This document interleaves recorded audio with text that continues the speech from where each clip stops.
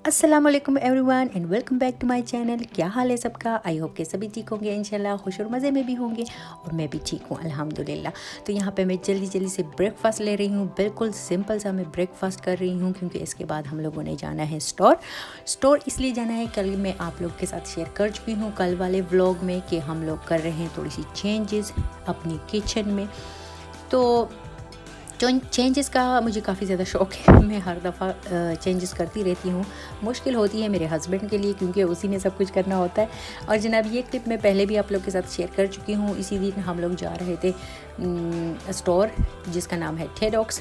और यहाँ पे सबसे पहले तो ये है कि मैं नाम लूँगी, उसका सिद्रा नाम है उसका। उसने मुझसे रिक्वेस्ट की, हो सकता है वो भी जर्मनी आने का सोच रही हो, तो उसने मुझे कहा है कि मैं अपनी स्टोरी सुनाऊं आप लोगों को। तो थोड़ा बहुत तो मैं पहले भी आप लोग के साथ शेयर कर चुकी हूं, लेकिन अगर मेरी वजह से किसी की हेल्प होती है तो मोस्ट वेलकम।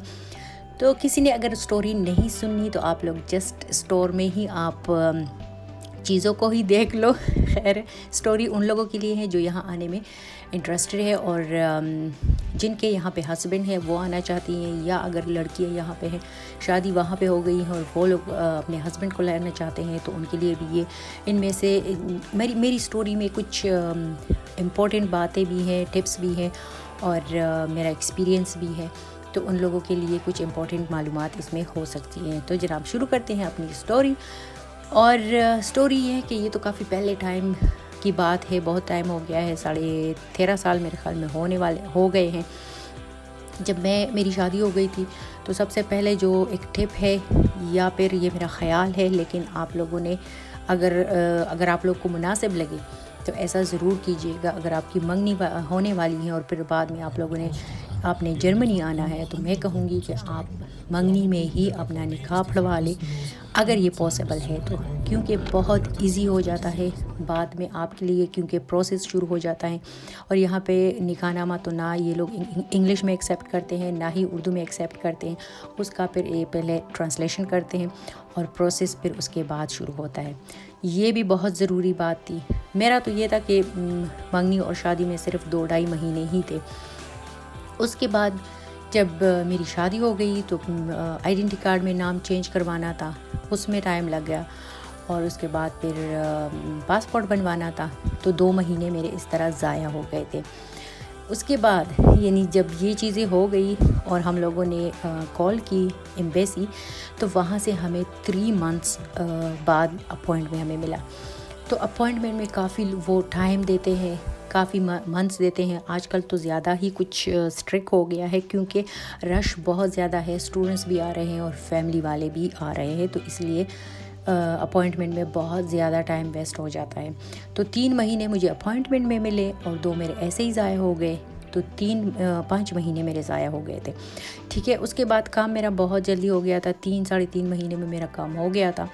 तो इम्पॉर्टेंट बात ये है कि अगर आप लोगों का अपॉइंटमेंट मिल जाती है तो आप लोगों ने अपनी जो आपके डॉक्यूमेंट्स हैं, जो रिक्वायरमेंट है, वो पूरी लेके जानी है। ऐसा ना हो कि आपके साथ ये हो कि आपको दोबारा जाना पड़े, जिस तरह मेरे साथ हुआ था कि मेरी बर्थ सर्टिफिकेट उसमें नहीं थी, पर वो जो लेडी थी वो इतनी नाइस थी ना कि सबसे पहले तो जो हम लोगों ने फॉर्म्स फिल करवाए थे वो विज़िट के थे, फैमिली वाले नहीं थे। ये बात मैं पहले भी शेयर कर चुकी हूँ। तो वो कह रही थी कि चूँकि मेरे हस्बैंड बहुत टाइम से यहाँ पे है, तो वो कह रही थी कि मेरा हक बनता है फैमिली में, विज़िट पे नहीं। और वो उसने क्लियरली हमें बता दिया कि विज़िट का वीज़ा आप लोगों का टाइम भी वेस्ट हो जाएगा, पैसे भी ज़ाया हो जाएंगे और वो लोग वीज़ा भी नहीं देंगे क्योंकि विज़िट का वो लोग नहीं देते। तो ये बड़ी नेकी थी उसकी। और फिर ऊपर से उसने जो हमारे डॉक्यूमेंट्स है उसके ऊपर उसने खुद ही लिख लिया था कि आप लोगों को अपॉइंटमेंट की ज़रूरत नहीं है, आप अपने जैसे ये फॉर्म चेंज करवा के और बर्थ सर्टिफिकेट साथ मिला के तो आप एनी टाइम आ सकते हो। तो हालांकि उस औरत जो लेडी थी उसका ना मुझे प्रॉपर फेस भी याद नहीं है कि वो कौन थी, कैसी थी, लेकिन नेकी उसने मेरे साथ की थी बहुत बड़ी। तो फिर टाइम मेरा जैसे 5 महीने मैंने जैसे कह दिया कि इसी तरह ज़ाया हो गए थे। और उसके बाद फिर काम हो गया 3-3.5 महीनों में। उसके बाद आ जाता है फिर मेरे ख्याल में वकील आता है उसके बाद आपके पास और आपसे असाइनमेंट लिखवाता है। उसके बाद फिर प्रोसेस आगे बढ़ता है और आपको वीज़ा इशू हो जाता है। तो मेरा टाइम बिल्कुल बीच का वाला जो था वो बहुत ज़्यादा जैसे कम था। मार्च के एंड में हम लोगों ने डॉक्यूमेंट्स जमा करवाए थे, पैसे वगैरह जो बैंक में फ़ीस वगैरह होती है वो जमा करवाई। अप्रैल का महीना गुजर गया और मई में वो वकील आ गया था मेरे पास असाइनमेंट वगैरह के, असाइनमेंट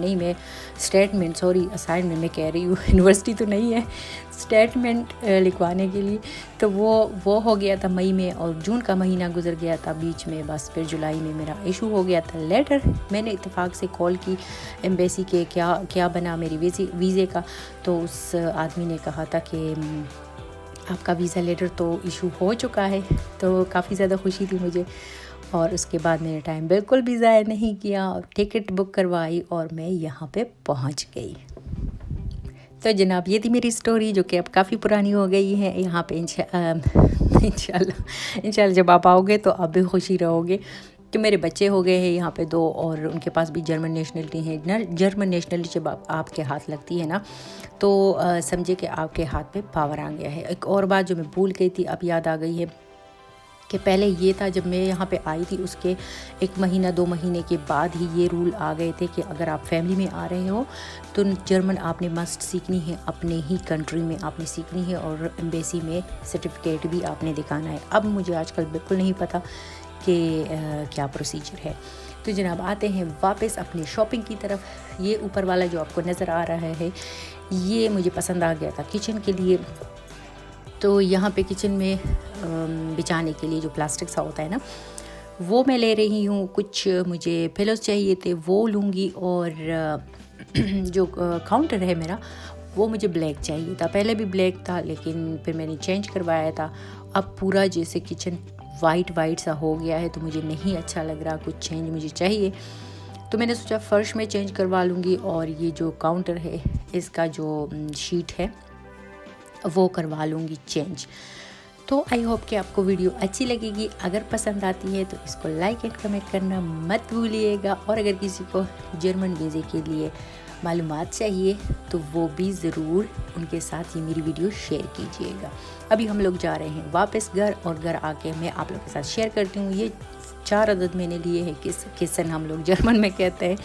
फेलोज़ मैंने लिए हैं तो थोड़े से ख़राब हो गए थे हमारे, वो सॉफ्ट से हो गए थे तो मुझे नहीं अच्छे लग रहे थे और ये मुझे बहुत अच्छे वाले मिले हैं। तो 4 मैंने ये लिए हैं और किचन के लिए बस चीज़ें लिए हैं और नहीं कुछ लिया। किचन मेरी दुनिया है। मेरे जिस तरह सब औरतों का ज़्यादा टाइम किचन में ही गुजरता है इसी तरह मैं भी हूँ। मेरा भी ज़्यादा मोस्टली मैं यहीं पे होती हूँ। अगर मैं कॉल भी करती हूँ ना फैमिली को तब भी मैं बात किचन में ही करती हूँ। हो सकता है मेरे साथ बहुत सारी जो घरेलू ख़वातीन है वो इत्तेफाक करेगी कि क्योंकि हमारा ज़्यादातर टाइम किचन में ही गुजरता है। तो जहाँ आपका ज़्यादातर टाइम गुजरता है तो ज़ाहिर है फिर आपको अच्छी चीज़ें भी उसके लिए चाहिए होती हैं। ये कॉफ़ी डेकोरेशन है, ये मैं फिर जो सामने वाले टाइल्स है किचन में उस पर लगाऊंगी। 2 मैंने बेडशीट लिए हैं। अब एक रेड वाला तो मुझे बहुत अच्छा लगा, प्यारा लग रहा था और साइज़ में मुझसे थोड़ी गलती हो गई थी तो मैंने साइज़ जैसे थोड़ा सा बड़ा वाला लिया है। अब मैं सोच रही हूँ कि दोबारा से जाऊँ और एक तो मैं यूज़ कर रही हूँ। अब ये जो दूसरा वाला डार्क सा कलर है इसको चेंज करवाऊँगी। और ये चुन्नू मुन्नू सा मुझे फ्राई पैन जिसकी मुझे तलाश थी वो मुझे मिल गया और ये भी मैंने उठा लिया।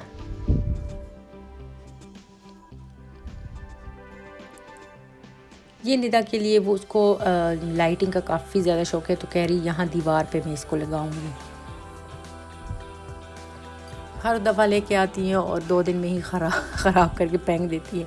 ये ब्लैक आपको नज़र आ रहे हैं ये रोल्स, तो ये काउंटर के लिए है और ये है किचन फर्श। तो जनाब नेक्स्ट ब्लॉग में इंशाल्लाह अगर ज़िंदगी रही तो कल मिलते हैं और इसके साथ लूँगी आप लोगों से इजाज़त। अपना बहुत सारा ख्याल रखिएगा। टेक केयर, अल्लाह हाफिज़।